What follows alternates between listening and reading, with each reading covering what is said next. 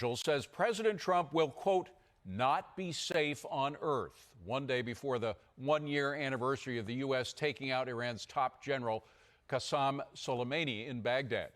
This after the U.S. just sent two B-52s flying over the Persian Gulf to send a message not to mess with the United States. Joining me now is retired Air Force Lieutenant General David Deptula. Good to see you, General. Happy New Year. Happy New Year to you too, Dave. So should President Trump take this threat seriously? Well, first, I think it's important to remember, David, that Iran's still the world's leading state sponsor of terrorism, and therefore it's absolutely imperative that they not be allowed to create nuclear weapons. Bottom line is, yes, the president should take it seriously, but also that threat needs to be put in context, remembering that Iran is going to act in Iran's best interests. We and the president simply needs to be prepared, as he's already stated, to be able to respond to any sort of aggression that Iran commits against either the United States or its partners in the region. And we should emphasize, by the way, that Soleimani was a terrorist butcher. He was in another country planning another terrorist attack. We know that from the intel we had. Isn't the world a safer place without him? Absolutely, unquestionably.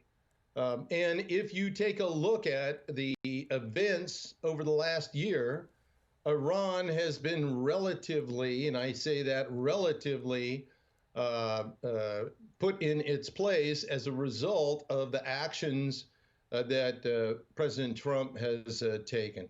It's also put in its place by the fact that it doesn't have as much money as it did under the previous administration because Trump got rid of the Iranian deal. The Iranian deal sort of provided Iran with some direct payments, by the way, that were outrageous, cash payments that went in airplanes full of cash, billions of dollars, I think it was, or at least more than $1 billion. But when they got rid of the Iran deal in the Trump administration, that deprived the Iranian regime of a lot of the fuel, the cash fuel that it had to spread its terrorism all over the world.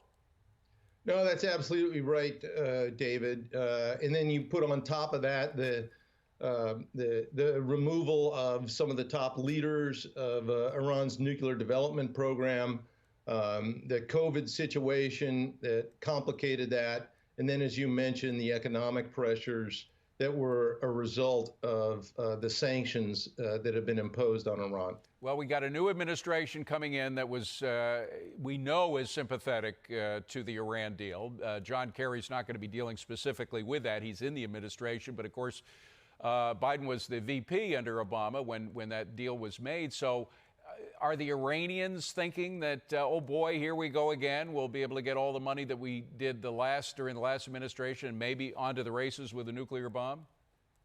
I think that Iran probably doesn't want to provoke an assured U.S. response while President Trump is still in office. And most likely, they'll be holding fire in anticipation that when President-elect Biden's inaugurated, they will have a better chance at securing their objectives of sanctions relief. But I would also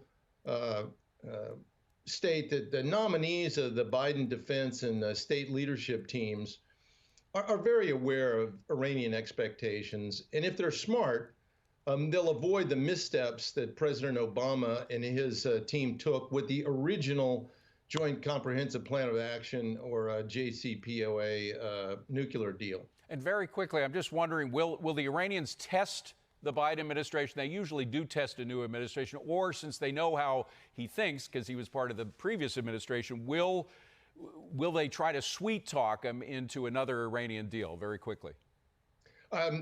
Short-term answer, a quick answer is yes. Obviously, they'll try. But what the Biden team needs to do is be very forceful about public declarations, policy declarations about any Iranian aggression and what they would do. Gotcha. And maintain a strong military presence, and then coordinate with the outgoing Trump administration on contingency response actions. We got to leave it at that. General Deptula, great to see you. Happy New Year. Thank you very much.